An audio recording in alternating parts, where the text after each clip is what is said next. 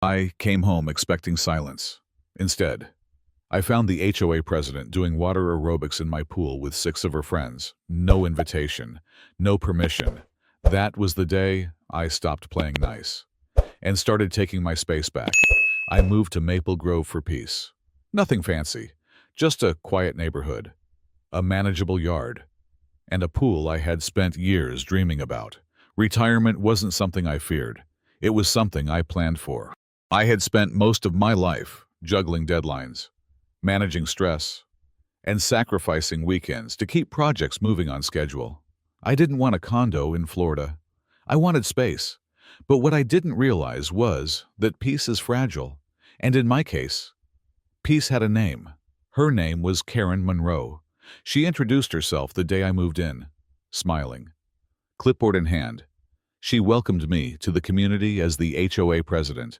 She pointed out which houses won Yard of the Month, offered me a laminated copy of the neighborhood rules, and gave me a warning wrapped in charm. "We just like to keep things orderly," she said. At the time, I thought she was harmless, even helpful. I was wrong. It started with subtle observations. She'd walk by, make a comment about how I trimmed my hedges. Then she'd mention pool safety, casually referencing that some residents didn't have fences high enough to discourage wandering children. I had a security gate, cameras, legal permits for everything. I nodded and let it go. Then, one afternoon, I came home to find Karen and 6 of her friends in my backyard, in my pool, floating on my loungers, drinking from my glasses, music playing like it was a public amenity. Karen waved at me like I was the guest. When I asked what they were doing, she laughed. "Oh, we assumed it was open to the community. You weren't using it." I told her clearly, firmly, that the pool was private, that I had paid for it, maintained it, and had never once said it was shared space. She brushed it off, said something about building community spirit, left with her friends without even apologizing. I changed the locks on the gate that evening. The next day, she was back. I wasn't home, but my security system alerted me. I watched through this feed as Karen punched in a code and strolled in like she owned the place. I had only given that code to the pool service guy. She must have watched him, maybe even followed him. I was furious. I confronted her again. She called it a misunderstanding. I brought it up at the next HOA meeting. She smiled through my entire complaint, then shifted the topic to street parking. I could feel her dismissing me in front of everyone, so I adapted. I wasn't going to call the cops or post angry signs. I had spent my career solving problems with precision and planning. This would be no different. I designed a system, a Bluetooth-triggered alarm that activated if anyone entered the pool area without the correct signal. It didn't shock anyone. It didn't lock anyone inside.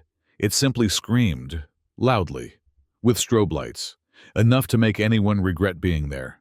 And I made sure the system was legal, within noise ordinances. Installed inside my property, nothing they could use against me. The trap was set. Karen returned 4 days later. Same friends, same attitude.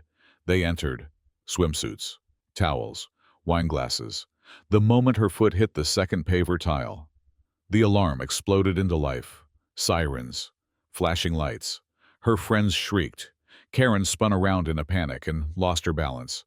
She tumbled into the pool, soaking her clothes and her phone. I watched from my porch, silent, sipping lemonade. She stormed out, shouting threats, said she would bring the full weight of the HOA down on me. But that week, something changed. At the next HOA meeting, people who had been silent began to speak. One man said she fined him for using the wrong mailbox paint.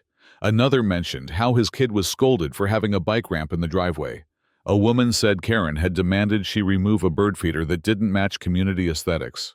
The room shifted. Karen tried to defend herself, but the dam had broken. The board called for a vote. She was removed as president. She didn't take it well. Over the next few days, she filed noise complaints against me, left notes on my door about alleged violations. But I documented everything. I sent it to the new HOA leadership. Then came the final straw. My sprinkler system was mysteriously damaged. Wires cut. My cameras caught a shadowy figure in the yard late at night. The silhouette matched Karen. I submitted the footage to the authorities. Quietly, formally, within the week. Karen's house was on the market. She was gone before the month ended. And then, the neighborhood breathed. Neighbors began waving more often. One brought me cookies. A couple from across the street invited me to a cookout. People admitted they had been afraid to speak up before, that Karen had used her title to bully. I hadn't planned to lead a rebellion. I just wanted my yard to be my own. But sometimes, drawing a line helps others see where theirs are too. Now when I look at the pool, I don't just see a place to relax. I see the reminder that space is sacred, boundaries are real, and that sometimes peace must be defended quietly, but relentlessly. I keep the alarm system armed, not because I expect trouble, but because I earned the quiet, and I'll never let someone like Karen take it again.